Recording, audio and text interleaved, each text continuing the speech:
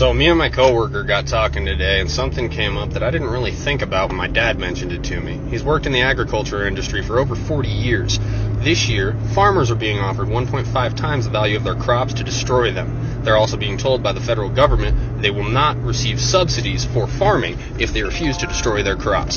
What does that mean? That means that the farmer cannot afford to provide you with food based upon the taxes the government is levying on him if the government doesn't in turn give him back his tax money to provide you with food. Kind of a fucked up system, but that's how it works. And, well, they're not going to subsidize them if they don't destroy the crops. They'll pay them more than what it's worth, and they want them to destroy it, and they'll still get their subsidies. They're trying to create a food shortage. We've got 8 months to get our own food supply, or we're probably going to be facing mass starvation. Is it true that the government is paying farmers to destroy their crops?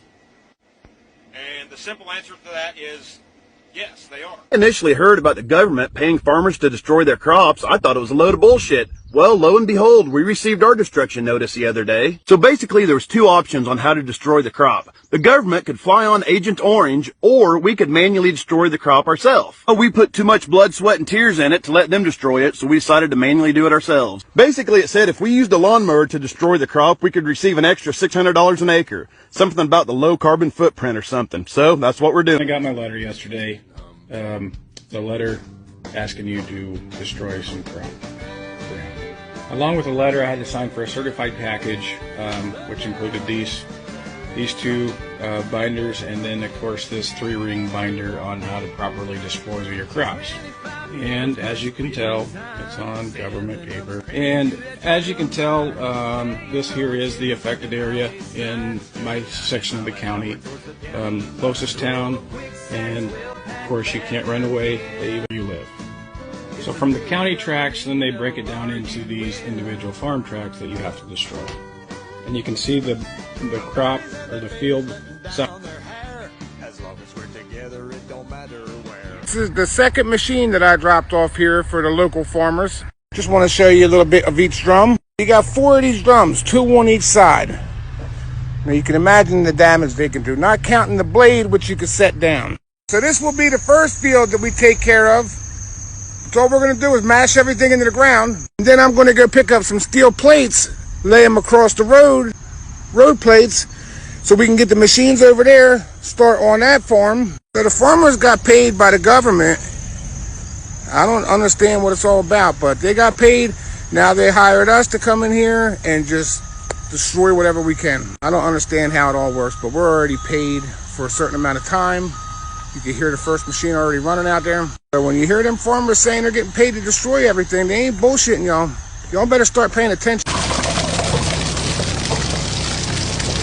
Well, what you saw right there ought to concern you. I was doing exactly what I was told via a letter I got last night in the mail from the Department of Hydrocarbons. They said in order to stabilize oil prices, they need a bunch of oil just dumped. And not dumped on the market, just dumped on lease roads and field roads and things like that. So I'm hooked up to that oil tank, going straight into my truck to get rid of it.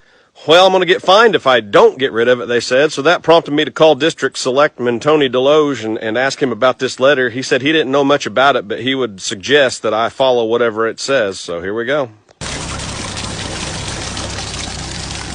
You know, these are some serious times right now. Since January, oil prices have been through the roof.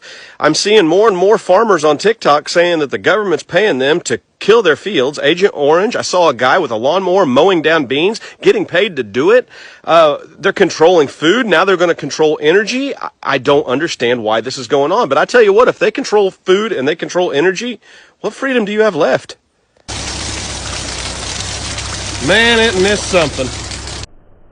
I'm sorry about the music. I'm going to recap. This is the container that was in the video yesterday, and we have unloaded the container. Freight is setting at ports. It is not moving, and we're talking ports around the world. Now, the freight that was on this container was shipped 37 days ago. This is that freight behind me.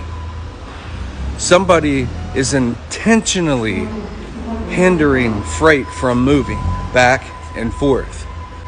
There are ports that are stacked The directive is let it set.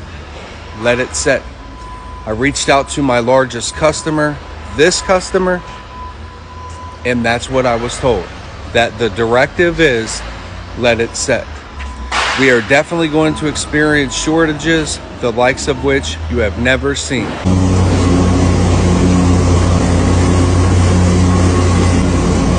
They're trying to keep me quiet.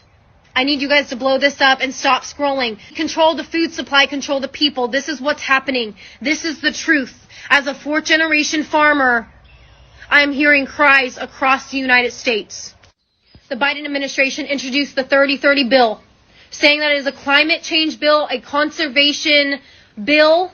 But if you look deeper and if you really research what they're trying to do in Nebraska, it is disgusting. Why the hell does the government want 1.16 million acres in Nebraska?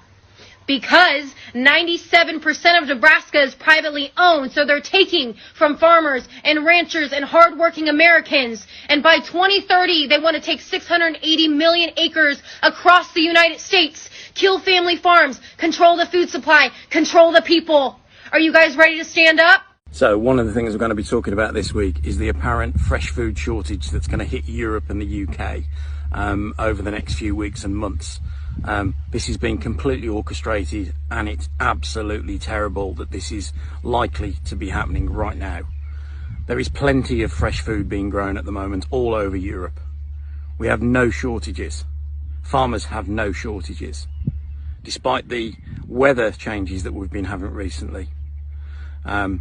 There is an awful lot of fresh produce in the fields at the moment, as you can see behind me.